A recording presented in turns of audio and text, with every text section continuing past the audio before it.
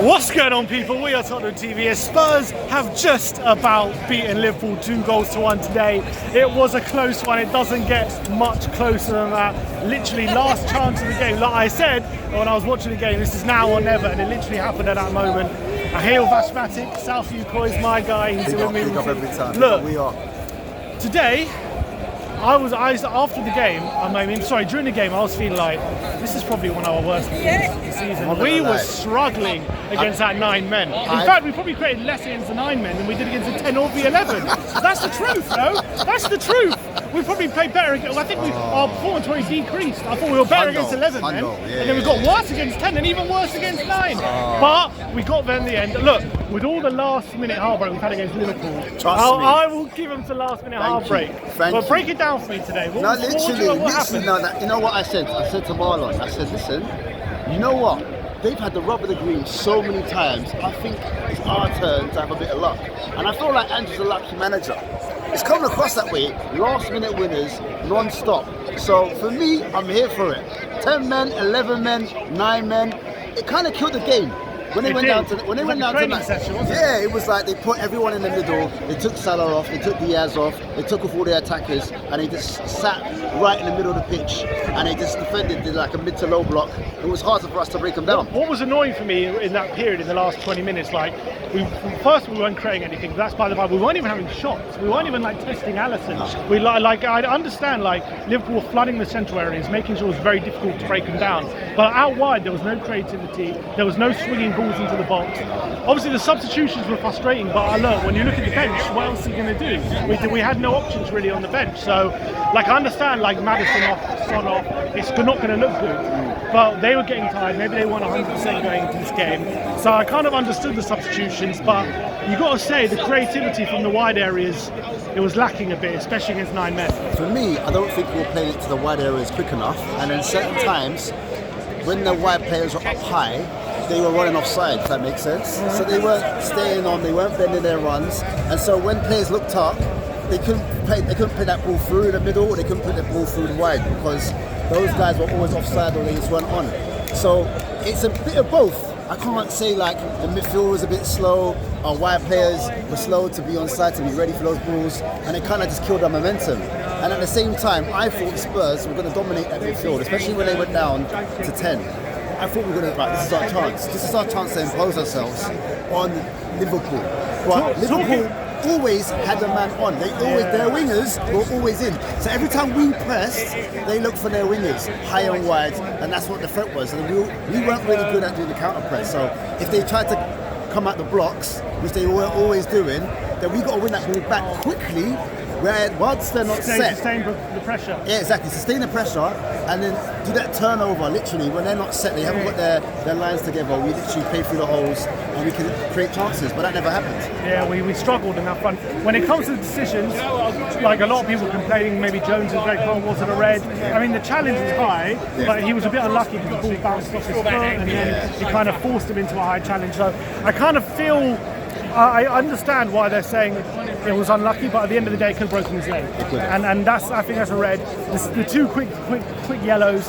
I don't think Jota can have any complaints. They look rash, they look cynical, and he knew it as well. You saw his reaction to that second yellow. Yeah, he knew that was going to be a second yellow. So I don't think they can feel unlucky from the ref. But how much credit do you give to Liverpool for how they contained us with 9 men essentially? Well, we saw it against Newcastle. I think that's why every Spurs fan thought, there's a threat here, because they were able to turn them over. Do you know what I mean? And Newcastle are at home, so we can't even say that we're at home of our age, but they were still in control of the game, and Klopp knew it, and that's why he didn't panic. He didn't make any rash decisions. He didn't make any rash substitutions, and he literally left those players on to keep that threat in behind, and that kept us honest, in my opinion. That kept us humble, and at times we didn't really want to throw the kitchen sink at them, because those players were still on and they could hurt us at any time.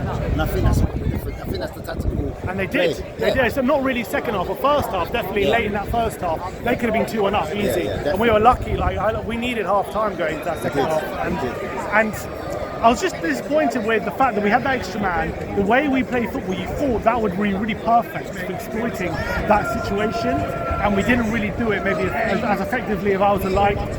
maybe there's a situation of injuries. Madison didn't look 100%, although he was our brightest player going forward. Richarlison flattered to deceive again today, although he hit the post and he had a few opportunities. When push came to shove, when it was on him to exploit that situation, he couldn't do it. So look, it was frustrating. And at the end of the day, if it wasn't for that last-minute own goal, slice of luck, we're definitely talking about a big, very frustrating performance today from Tottenham. But I think, look, we got that rub of the green right at the end, and I think I'll take it. And look, we sustained the pressure. Obviously, we're on top. You expect that when you're playing 9 men, so I'm not going to give them credit for staying on top. But I don't know. I've not got mixed emotions. I'm absolutely buzzing with the last minute win. No, look at this. See, he's on it already, and Mr. Box. But sorry. I didn't even know you did it. it's all right. No, so I've got.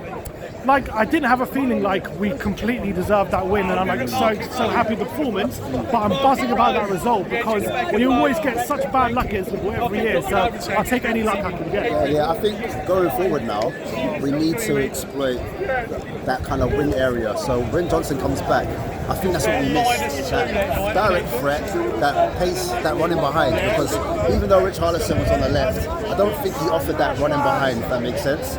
And I think that was what the difference was between us and them. They had like the wingers that could exploit the space, running behind. Richarlison, I don't know what it is. It's like when he gets the ball, it's almost like he wants it to feed instead of into the channel to run onto. But when he did get that channel, he did cause problems. Yeah. He did cause problems when he did. He looked threatening at times, like in moments, but when he's on the ball, he has to face up a defender and take him on. Yeah. He didn't have anything. He just didn't have that. It's just not that. But who, in terms of standout performers today for you, for me, Van de Ven, Porro were probably my 2 best players for Spurs.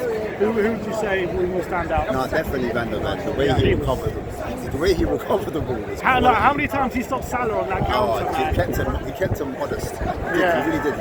And everyone was talking about, Udogie versus Salah, but I think Van der Ven was always going to be the guy that's going to help recover that ball and help Udogie up, because Udogie likes to push forward at times.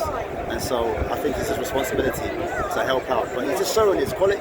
I really think he is. And even on the ball as well. I think when he gets on the ball, he starts to attack as well. And before we had centre-backs that like to play the balls over. As soon as they get the ball, they like to play it over. But I thought like with Ricky Van der Ven, when he gets on the ball, he drives with the ball, dribbles forward. And I'm so glad that we've got so many players like that. Udogie, Van der Ven's comfortable on the ball. And Udogie had another great game as well today as well, really taking off late on. I thought, Porro, look, he got that last minute assist, and I thought he deserved it because I thought he had a fantastic performance. I thought Sarr was decent as well. Sarr had a great game. But I think maybe today as well, what maybe got shown up a bit, again, was our lack of depth. Because when the players came on, the quality just decreased massively, didn't it? Yeah. And when our first 11 was getting tired and we needed fresh legs, there just wasn't that quality to bring on. And for me as well, it's like Madison had to stay on the pitch regardless of the knocks that he has, because at some times I thought he looked a bit leggy. And I felt there was a knock in the game. I thought, oh, he's not really walking quite right there. I think maybe he needs to come off maybe at half time. But you've got no choice. You've got to play your best players, especially in games like that when it's so tight. You need that quality player to stay on. And the Celso's not fit at the moment, so we've got nothing.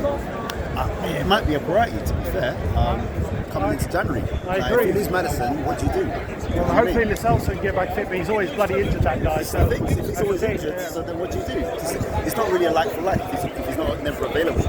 But look, we've come out of Arsenal and Liverpool 4 points. Unbelievable result. Still unbeaten 7 games in. It's crazy. 5 wins and 2 draws. Whole record. Today, are you looking at it thinking, look, we continue that run, an amazing win, or was it a bit of like, not a wake-up call, but like there was evidence there that, we need to slow down about where it is? No, definitely a wake-up call for me. Definitely. Yeah, wake-up call. Definitely a wake-up call, because I think if we'd won this game convincingly, then we could have gone crazy. But I think the fact that we don't stop, we don't stop. We go to the end. I love that, because it just shows that mentality. We don't give up. We just keep pushing. We keep working, and I think that's going to help us with things to come. You know what I mean? Yeah, a guy off the camera at the moment is just mentioning that Basuma picked up his 4th yellow card, so 1 more and he's getting a suspension as well. And he was hobbling badly in that first half, which had me worried, so let's hope he's okay. But look, I'm delighted with the win, absolutely buzzing with the result. It keeps our run going. Title race. Come on, look at it. Henry's on it already. Title race. Henry's on it already. Like, Hey, what is the difference between what we're doing right now and what Arsenal did last year? Tell me right now. I didn't realise Just get to January, injury free, mate. Get a centre back, get another 9, and we're knocking on the door. you heard it here first. Title race. Spurs in the title race. It's the first time we've beaten Liverpool Hey, in 6 now years. listen, he didn't blink, he didn't start. Exactly. What? Full chest. Tell me right now, what, other than the number 9 and the centre back, the rest of the 11 is there. It's the depth. You saw it today. That's what it is. That's what I'm saying. What Arsenal did last year, they had no depth coming to play. Just we've got right now. It's also true. Get to January injury free. Bring in Ivan Toney.